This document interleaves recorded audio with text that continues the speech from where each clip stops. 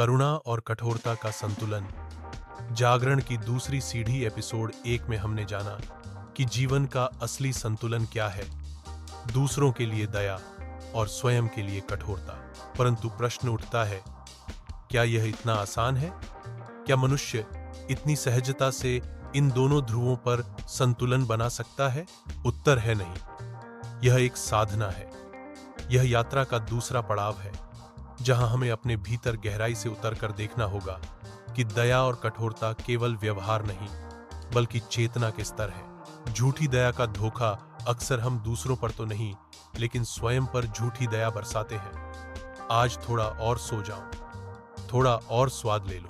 आज अभ्यास मत करो, कल से शुरू करेंगे। यह दया नहीं है, यह हमारी ही आत्मा के साथ विश्वासघात है। गीता में कहा गया है, आत्मनैवात्मनः बंधुः आत्मनैव रिपुरात्मनः।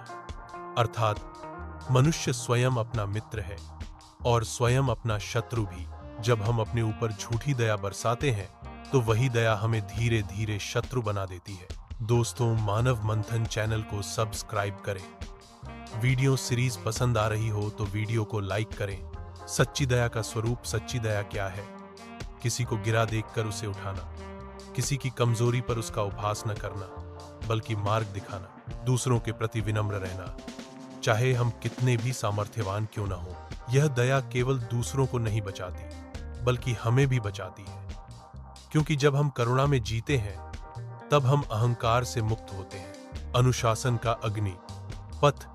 लेकिन करुणा तभी संभव है जब हमारे भीतर अनुशासन की अग्नि प्रज्वलित हो। बुद्ध यदि कठोर साधना से न गुजरे होते, तो करुणा का सागर कैसे बनते? महावीर यदि संयम के पथ पर न चले होते, तो अहिंसा की मिसाल कैसे देते? अनुशासन ही वह अग्नि है जिसमें हमारा स्वार्थ, हमारी आलस्य, हमारी वासनाएं जलती हैं।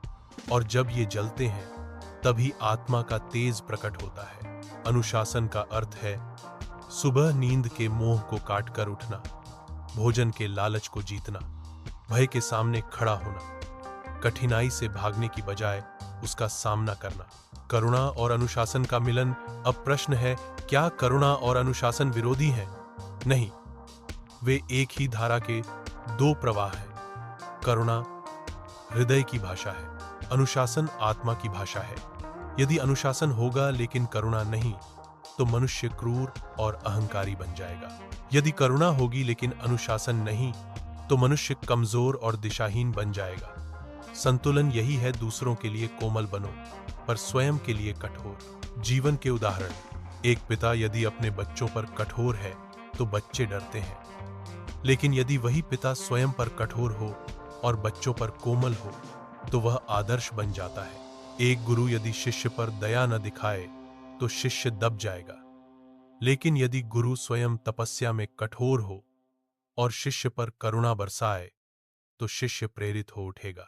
एक नेता यदि जनता पर कठोर और स्वयं पर ढीला है, तो वह तानाशाह बन जाता है। लेकिन यदि वह स्वयं पर कठोर और जनता पर दयालु है, तो वह इतिहास में महान कहलाता है।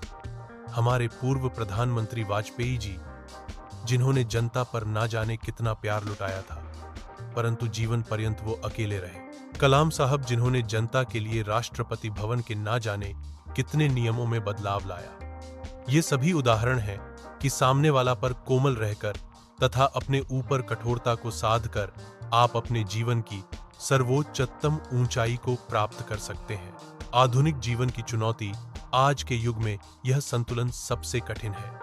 सोशल मीडिया हमें दूसरों पर कठोर और स्वयं पर ढीला बनाता है। उपभोगवाद हमें सुख सुविधा के मोह में बांधता है। प्रतियोगिता हमें करुणा से दूर कर देती है। इसलिए जागरूक मनुष्य का कर्तव्य है कि वह इस संतुलन को साधे। मोबाइल और मनोरंजन पर अनुशासन रखे, भोजन और नींद पर नियंत्रण रखे, लेकिन दूसरों से मिलते समय मुस्कान और करुणा कभी न छोड़े। आध्यात्मिक रहस्य। आध्यात्मिक स्तर पर करुणा और अनुशासन एक ही शक्ति के दो रूप हैं। शंकराचार्य ने कहा, भज गोविंदम। ज्ञान के साथ अनुशासन रखो, लेकिन साथ ही करुणा से भरे रहो। योग कहता है, अभ्यास और वैराग्य।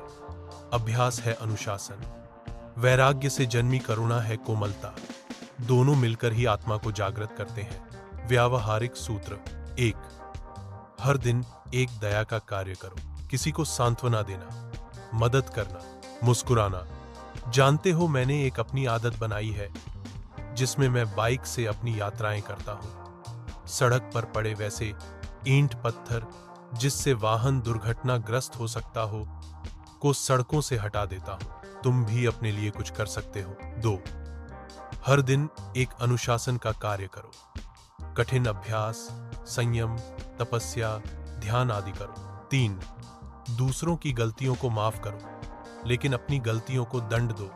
जितना हो सके दूसरों को माफ करना सीखो। 4। दयालुता को कमजोरी मत बनने दो, ना कहना भी करुणा है। 5।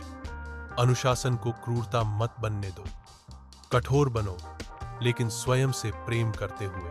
उपसंहार। दूसरी सीढ़ी एपिसोड 2 का संदेश यही है: झूठी दया से बचो, सच्ची दया अपनाओ। स्वयं पर कठोर बनो ताकि दूसरों के लिए दया संभव हो सके। यह यात्रा की दूसरी सीढ़ी है। पहली सीढ़ी थी दया और अनुशासन का परिचय। दूसरी सीढ़ी है उसका अभ्यास। अब अगली यात्रा हमें ले जाएगी तीसरी सीढ़ी की ओर, जहां करुणा और अनुशासन एक होकर बोधि में बदल जाते हैं। दूसरों के लिए करुणा रखो, स्वयं पर अनुशासन रखो, झूठी दया से बचो, कठोर अनुशासन से आत्मा को जलाओ। यही जागरण की दूसरी सीढ़ी है। दोस्तों, उन सभी का धन्यवाद जिसने भी अपने महान विचार मानव मंथन चैनल से शेयर किए हैं। आप सबों से आग्रह है कि आप भी अपने महत्वपूर्ण विचार हमारे साथ शेयर करें।